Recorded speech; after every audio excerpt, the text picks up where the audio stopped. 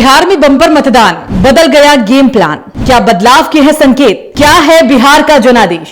पहले ही फेज की वोटिंग में जबरदस्त उत्साह। नतीजा पहले की तुलना में इस बार बम्पर वोटिंग हो गई। 18 जिलों की 121 सीटों पर हुए मतदान में करीबन 65% लोगों ने वोट डाला, जो पिछले 2 दशकों में सबसे अधिक है। आजादी के बाद बिहार में हुए चुनाव में ये सबसे ज्यादा वोटिंग परसेंटेज है। ये 2 बातों को दिखाता है। पहला कि जो बात हम लोग पिछले कई महीनों से, बल्कि मैं 1-2 साल से कह रहा हूं कि बिहार में 60% से ज़्यादा जनता बदलाव चाहती है और पिछले 25-30 साल से जो राजनीतिक विकल्प के अभाव में एक तरह से धीरे धीरे राजनीति को लेकर, चुनाव को लेकर उदासीनता बन गई थी, विकल्प नहीं था लोगों के पास। अब जनसुराज के आने से उनको एक नया विकल्प मिला है और बढ़ा हुआ जो वोटिंग परसेंटेज है वो 2 बातों को दिखाता है। एक कि लोगों को एक नए विकल्प को देखकर उत्साह रहा है और बड़े पैमाने पर वोटिंग हुई है, बदलाव के लिए वोटिंग हुई है। बिहार की हालिया चुनावी इतिहास पर नजर डालें तो साल 2005 में मतदान 40% हुआ, 2010 में ये 52% पहुंच गया, 2015 में 56 और 2020 में करीबन 57%। वोटिंग फीसदी में साल दर साल बढ़त तो थी, लेकिन इस बार तो रिकॉर्ड ही बन गया। यानी मतदान के प्रति जनता का भारी उत्साह। संकेत यह है कि अब जनता सरकार चुनने में ज्यादा सजग है।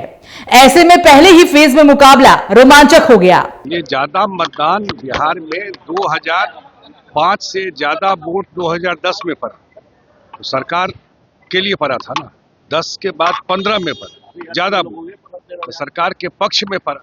और जो कल लोग निकले हैं फिर से एनडीए सरकार बनाने के लिए और नीतीश जी के पक्ष में लोग निकले हैं, ज्यादा मतदान हुआ है। तो महिलाओं का कतार आप देखे हो, महिलाओं में सारा जात धर्म टूट गया।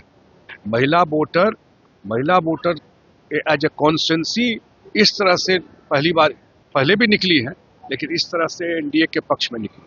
तो मुझे लगता है कि बिल्कुल एक तरफा यह सच्चाई है कि बिहार में एनडीए सरकार के खिलाफ एक जन क्रांति हुई है।